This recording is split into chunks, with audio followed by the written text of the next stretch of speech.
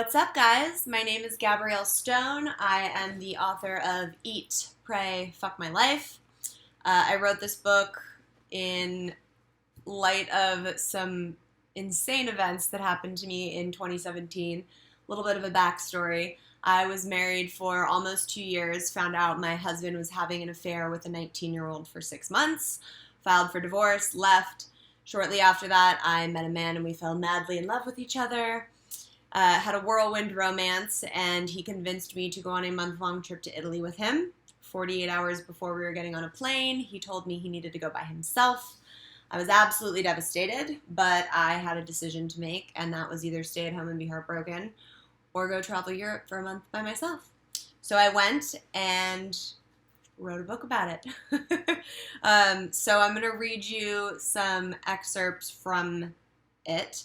And the first one's going to be one of the more embarrassing stories with some of the humor that you'll get. And the second one will be more of the healing, self-reflecting side that is also in the book.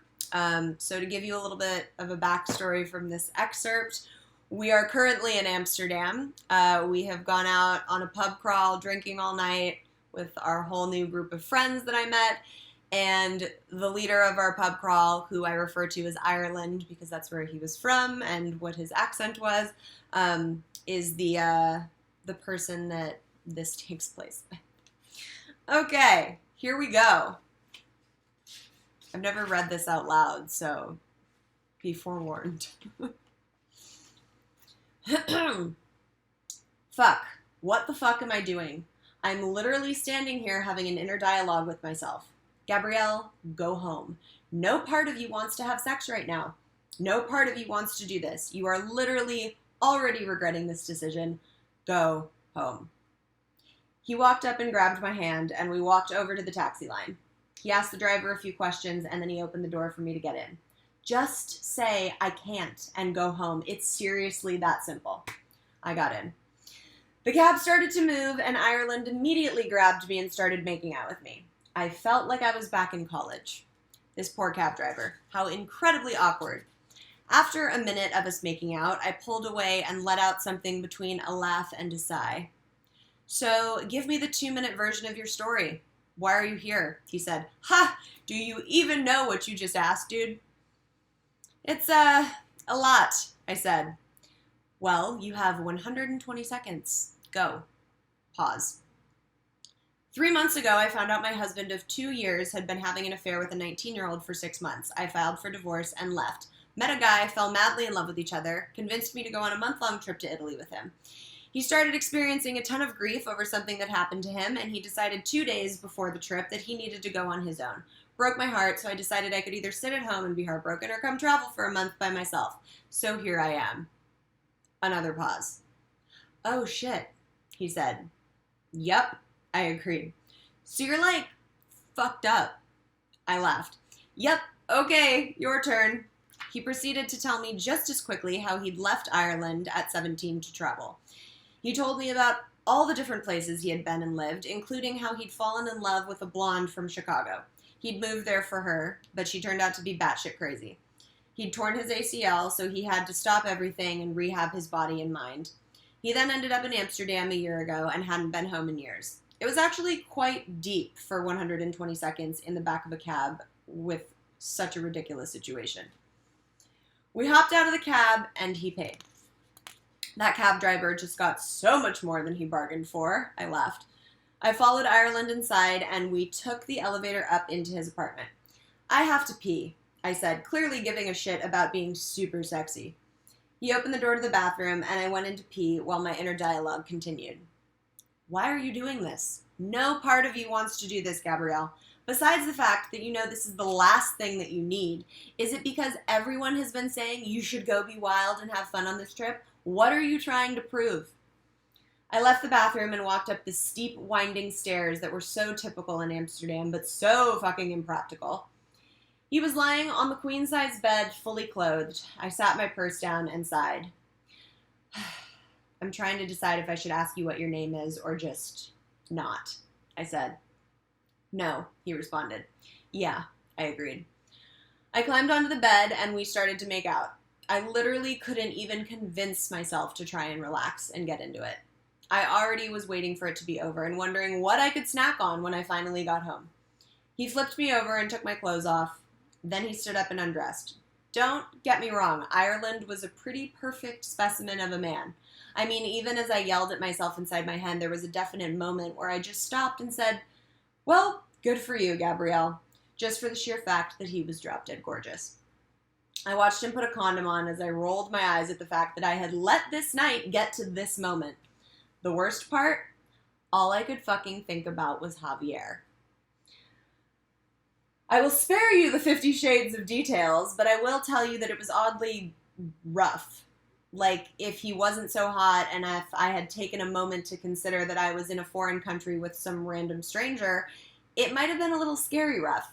I faked an orgasm because Lord knows there was 0% chance of that happening. And God forbid he actually cared enough to keep going until it did. He finished and fell back onto the bed. I instantly stood up and grabbed my jeans. As I put them on, I said, okay, I gotta go. He slowly stood up and grabbed a pair of sweats. Can you call an Uber from my phone? Here's the address, I said, handing him the phone. He smiled and did. We walked downstairs and into the elevator. You gonna be all right? He asked. No, probably not. Yes, I said with a forced chuckle. We waited in the lobby for the Uber to arrive. Okay, tell me your name, I finally said. Really? Yeah, it'll make me feel like less of a terrible person, I laughed. Chase, he said. You? Gabrielle. When was the last time you slept with someone besides your husband and the other guy? What an interesting question. 6 years ago, I said. Damn, he responded. And then we high-fived and laughed. The Uber driver arrived and he gave me a quick, awkward side hug. It's been real, I said, letting out a laugh. I walked out the door, never to speak to Ireland again. So that was number one. Like, hi, nice to meet you. Here's my one-night stand story. Okay, so now we're going to skip forward into a later part of the book. Setting-wise, we're now in Paris. And I have just finished talking to Manny, who is one of Javier's good friends from back home. Javier is the one that dumped me before I flew to Europe by myself. It was crazy to me. Every single person in his life was telling me the same thing. We saw how he was with you. He's never been like that with anyone. We knew this was it for him. And I had felt all of that too. How do you just wake up and have all of that be gone? Isn't that the million-dollar fucking question? That night was the earliest I'd been in bed this entire trip. I spent time writing and then finished reading The Fourth Agreement. I came across a line that jumped out at me. It read, "The first step towards personal freedom is awareness." How interesting. What am I not fully aware of right now? I thought. Well, I'd just recently become aware of the fact that I wasn't fully in love with my husband and that I'd married him because he was safe. I was aware of the fact that I was terrified to truly be by myself, which this trip was forcing me to get over rather quickly. I was aware that I had learned more about myself in the previous 3 months than I had in 28 years. So what was I not aware of? I thought onioned the big issue here to see if I could find out. Quick side note, the thought onion is my process for figuring out what's at the core of your emotional reactions. So you look at it like an onion. The outer layer is the superficial thought, and that's the thought your brain immediately wants to have when you have your initial reaction. Underneath that is the authentic thought, and that's more of where that reaction's coming from and why you're being triggered. And then underneath that is the subconscious thought, and that's like the real meat and potatoes, like the shit that you need to go heal and where all the gold is. So the thought onion is a process where you can kind of like stop and dissect your thoughts to figure out what the core issue really is. Okay, let's continue. What's the superficial thought? I always want to have a man in my life. Again, this sounds ridiculous, but when a little girl loses her father and a young woman loses her boyfriend, you get textbook serial monogamist with a dash of abandonment issues. My mom is the same way. We're just relationship people. Healthy or not? Now, the authentic thought. I don't know who I am when I'm not in a relationship. This made sense to me. I had always been known to pick guys that I had to fix.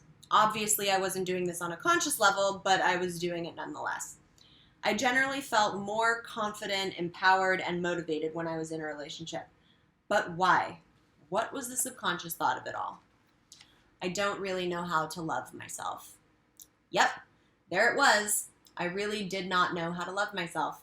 Everyone is always saying you have to love yourself before you can love another, or loving yourself is the most important thing you can do. But what the hell does that even mean? And how does one go about learning how to love themselves? I mean, I was sitting there thinking, okay, I'm ready now, but how the hell do I do it? This wasn't a question I could answer at this point because I genuinely had no fucking idea. I just knew that I needed to figure it out. It had been 2 days since I had heard from Javier. The last time we'd spoken was the day that I had arrived in Paris. I booked my train ticket to Barcelona for the following morning. After packing up my stuff, I snuggled into my first hostel bunk for the last time.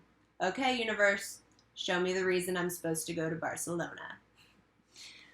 So, I am happy to report that by the end of my journey, I did figure out how exactly to love myself, what that looks like, and I did come up with a really amazing tool that I call the self-love cocktail, because obviously you got to equate it to wine or something. And it's actually in the epilogue for anyone that picks up the book to read. I hope they can really resonate with it and understand how they can implement it into their own lives. It really changed mine, and I hope it will change yours. Eat, Pray, FML is available exclusively on Amazon in paperback and ebook, so you can pick up a copy and let me know what you think. Bye, guys.